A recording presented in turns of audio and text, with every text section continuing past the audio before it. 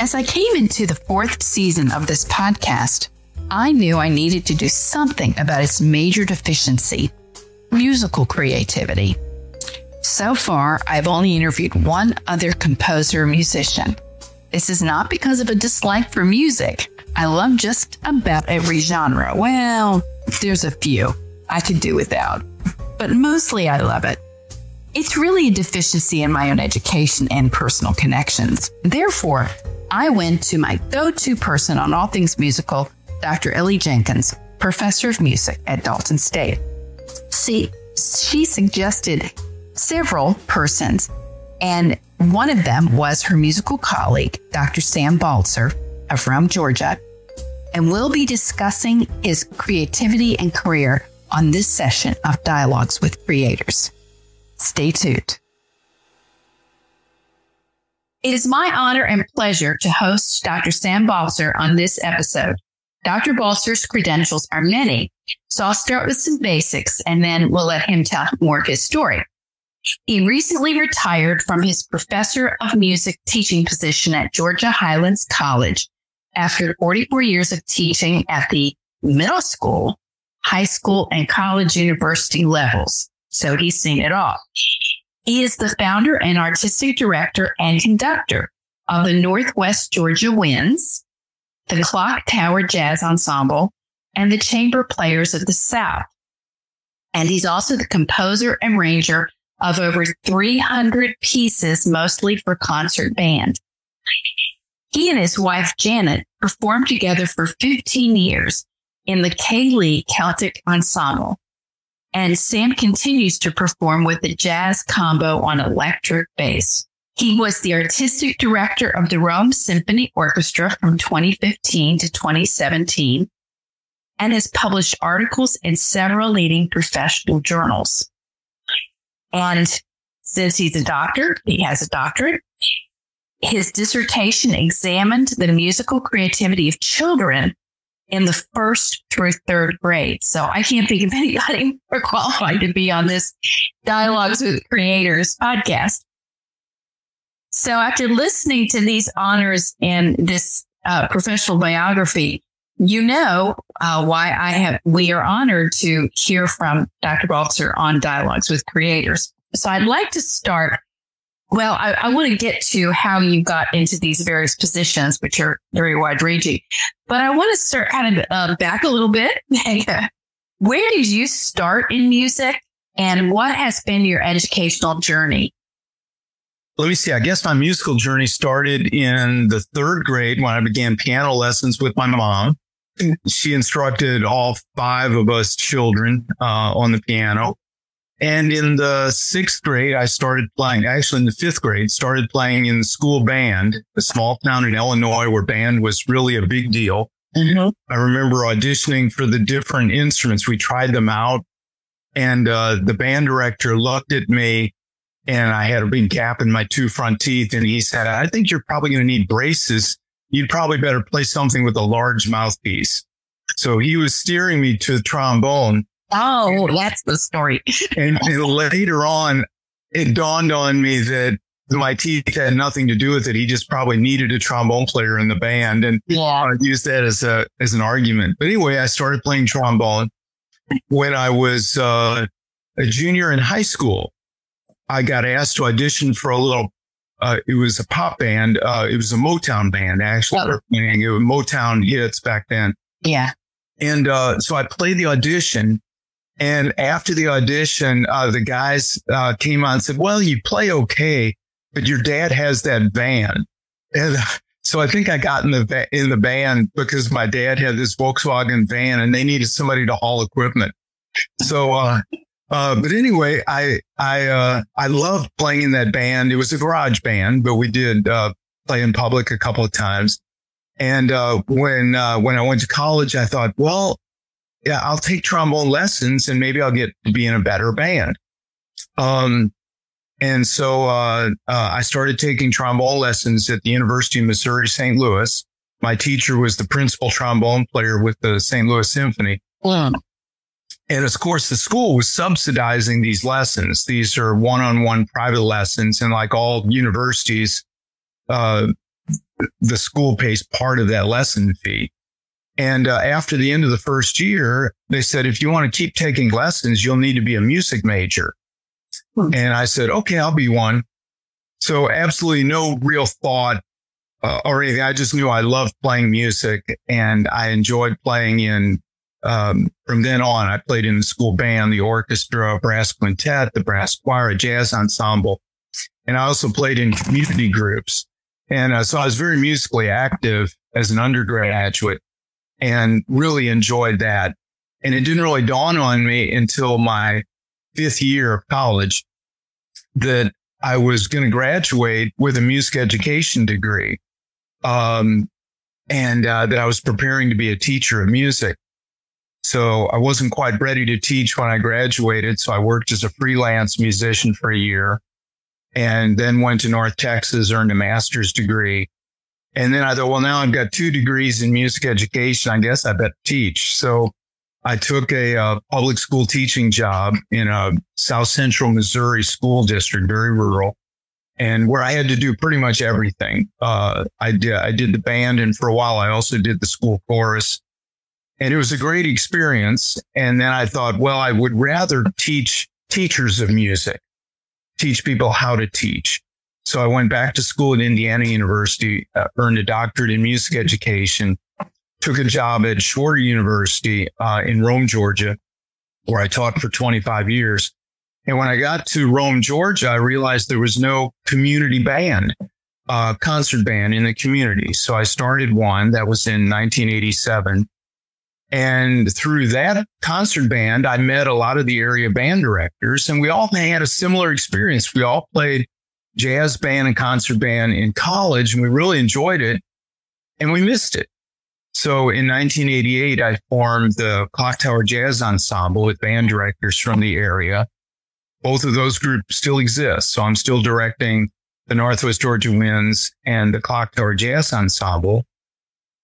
Those groups need music to play, and you can buy music, but sometimes I would want to do a song or some kind of a piece that wasn't commercially available. So I started writing music and arranging for the band. And I think it's really important as a composer, arranger, that you can hear your music played live by real musicians. So I had the perfect laboratory. I had a concert band and I had a jazz band. And then when my wife and I started playing in this Celtic group, I did the arrangements for that group. So everything that I was writing, I could hear musicians play within a week or two. So it was a wonderful thing. And I don't know that I started with any special talent for it, but that I've done a lot of it over the years. I've gotten better as time has gone on. All right. That's a great place to start. I have a lot of questions here. Just one thing, the North Georgia Winds, is there a reason that it's in capitals, the Winds? No, it's just the way I got in the habit of writing it. Okay. Northwest Georgia Winds. A funny story, when we first started out with the Northwest Georgia Winds, I made a really nice poster for our very first concert, and I wanted a real eye-catching font. So I picked this font that made the D in Winds look like an O. Mm-hmm. You got to think about that for a minute. So people thought the concert was by the Northwest Georgia Winos. So people thought, my gosh, they're really good for a bunch of winos. But anyway, so we fixed the font and overcame that startup. And we've been going ever since. We're starting our 37th year now. Oh, wow. So you're also in the Chamber Players of the South. What is that group? Is that in your own too?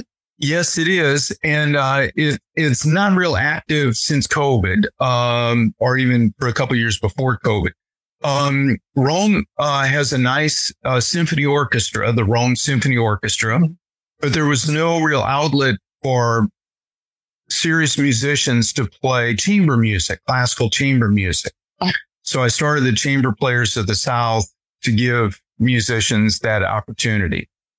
And so we did a number of concerts. Usually the concerts were by, anywhere from 7 to 10, 12 musicians. and we would do chamber music basically. Well, I'm wondering how many hours you have in a day. Yeah. I appreciate what you said about having the music performed. And that's kind of since this is a program about creativity more than any one particular art form, I've written some plays, and you really can't say you've written a play until you've watched people do it.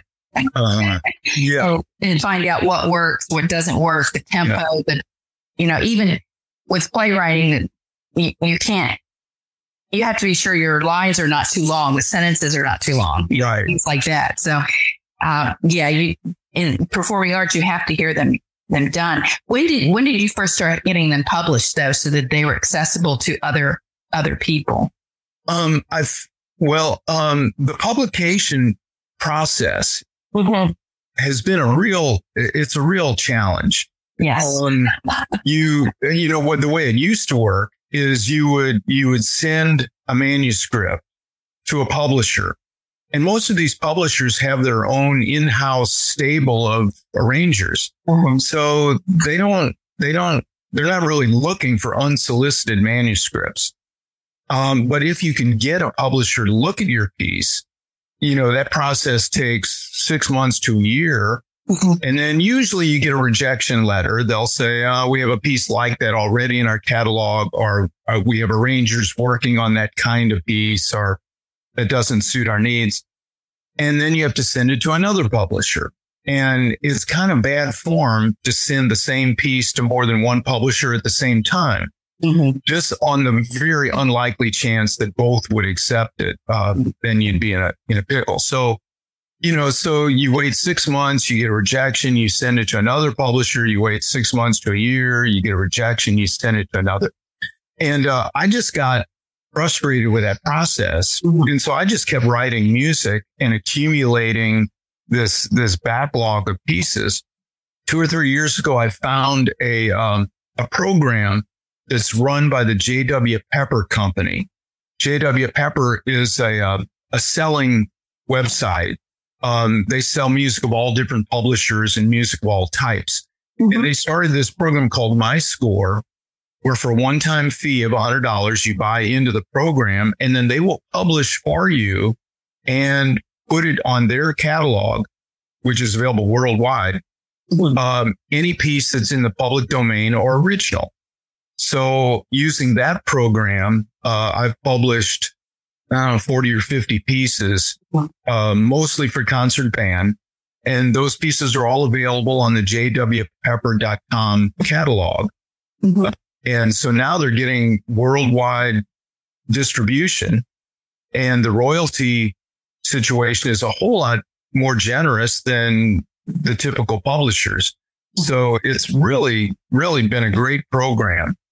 And, I get a royalty check every 3 months for the pieces that are sold. And every 3 months, my royalties have been going up. So more and more people are getting aware that I'm out there, and I'm starting to sell pieces in Europe and other places. So it's really exciting.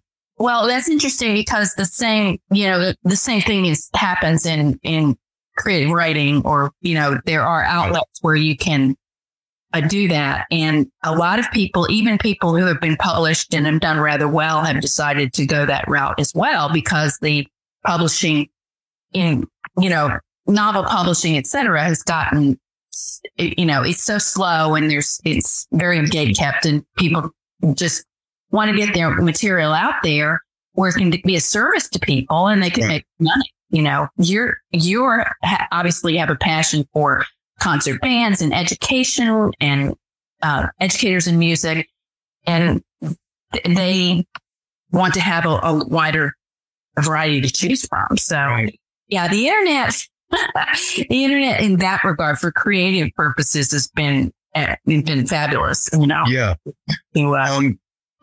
I found that actually, before I found this My Score program, I started my own publishing company.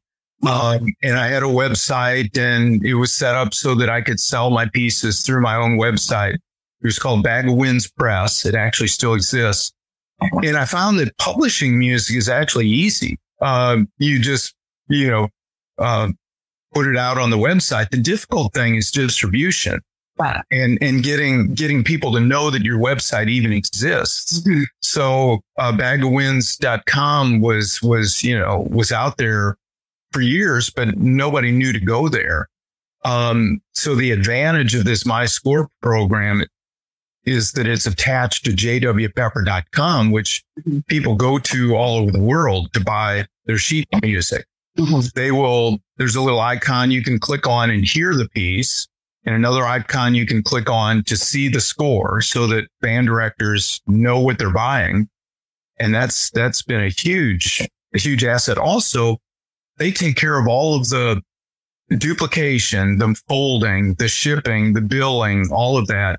And I just sit back and get a royalty check. So I used to have to do all that myself when I would get a sale through bagofwins.com. Right. I would have to do all of the preparation and the mailing and the billing, and it was just not worth it. Well, those are some great resources for music educators. And this is a question. I'm not a musician myself. I've been in choirs. That's about it. Yeah, I took some lessons, but I've often had a question how a musician chooses their primary instrument. You were primarily a trombonist, right? And you were, I'm assuming did you do a recital in college? I did, yeah. Yeah. What drew you to the trombone? I think actually, well, as I mentioned, the band director pushed me in that direction, but I embraced the trombone partly because as I watched the band play, my brother, 2 years older than me, was in the band.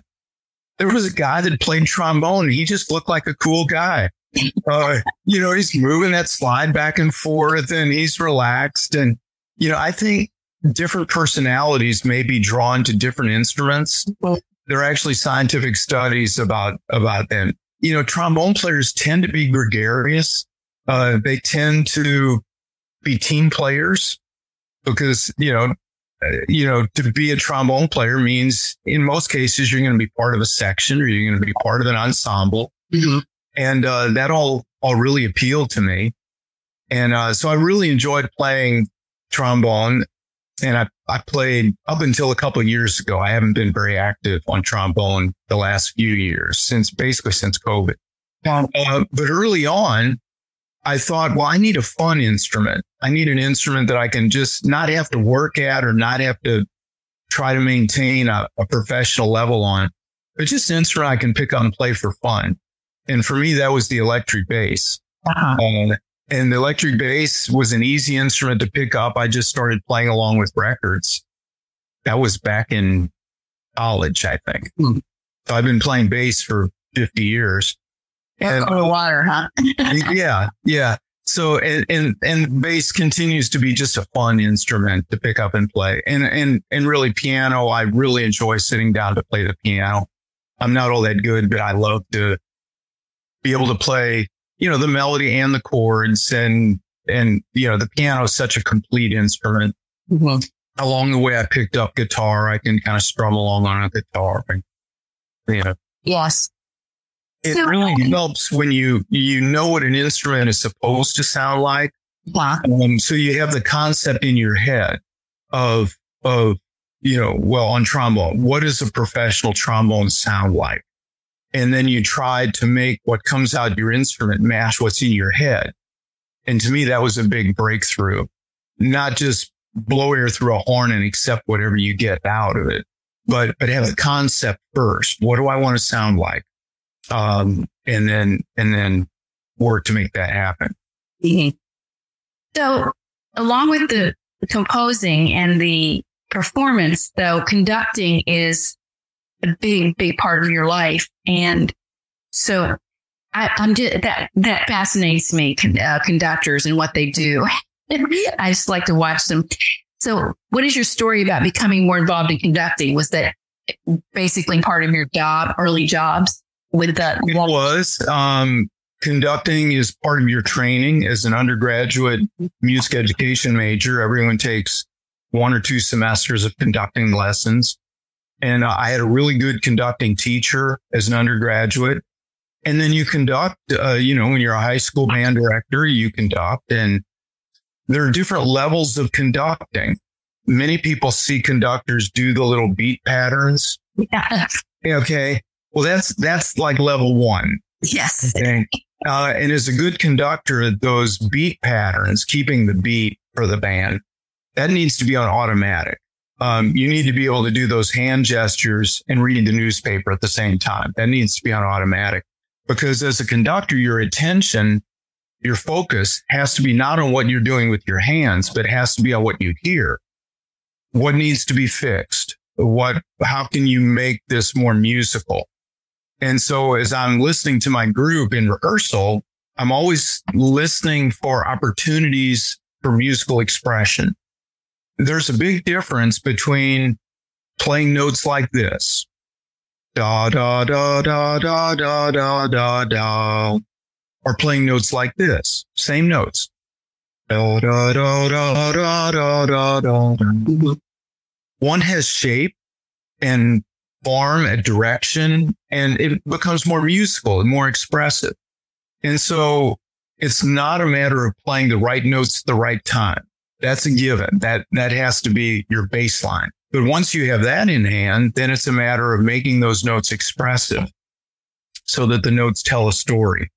And the conductor's job is to coordinate all of that for the members of the ensemble so that everybody shapes phrases in the same way. Yeah. The conductor in a large ensemble, somebody has to make those choices. It would be too unwieldy to run a large band like a democracy where everybody has input and everybody votes. And how do we want this to go? Somebody has to make those decisions. No discussion. Yeah. It just would be too unwieldy, too time consuming.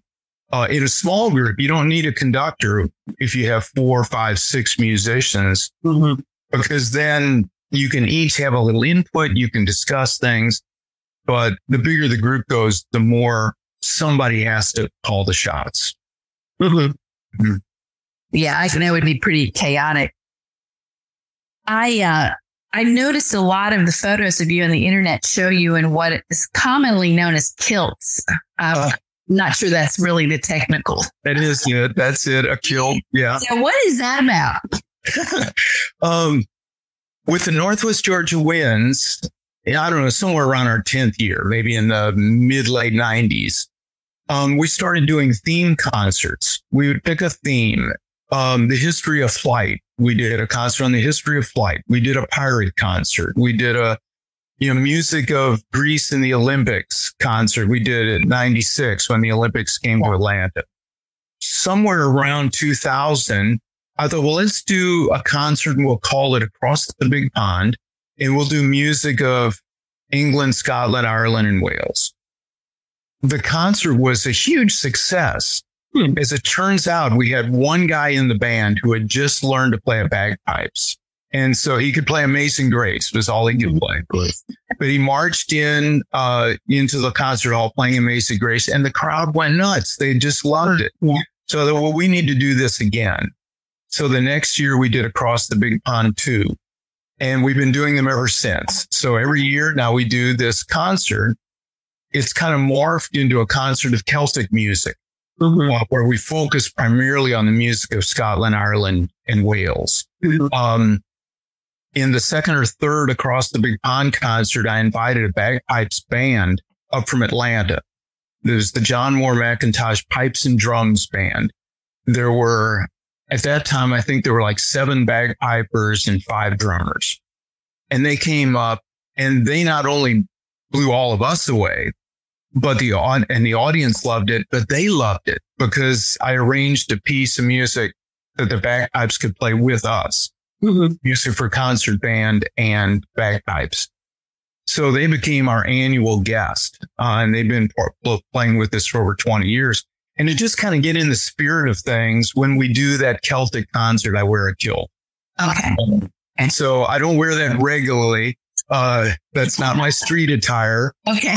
And in fact, not for all performances either. No, it's just once a year. And by the way, for people who don't know, the kilt is not daily attire, even in Scotland. They wear kilts over there like we wear tuxedos. Mm-hmm. So it's formal dress attire for special occasions. So right. So in your bio, you mentioned that you performed with your wife in the Ceilidh Celtic Ensemble. Is that a separate group then? It is. Okay. It's a 5-piece group. It's been inactive since COVID again, but we performed together for some 15 years. And it was partly an outgrowth of this Across the Big Pond concert. My wife and I took a trip to Scotland and Ireland. Actually, we made several trips, but we took our first trip to kind of be able to go to places we were performing about. Mm-hmm. And my wife had met some friends who lived in Dalton, actually. And so the Ceilidh Celtic Ensemble was based in Dalton, Georgia, which mm-hmm. is, I don't know what, 40, 50 miles north of Rome. Yeah. And we did school shows. We did performances at the Dalton Creative Arts Guild. We performed for festivals and just in concert. And so I did arrangements for that group. We were not a pub band. We were not, an improvising traditional band. We were all classically trained musicians. So I would write out, the arrangements for violin, for harp and flute, okay. For guitar, bass, Bowerin or drums. So that was really fun. We've played school concerts for well over 10,000 kids. So we do traditional Irish jigs and reels, but we also do some popular songs, things like that. It was really fun.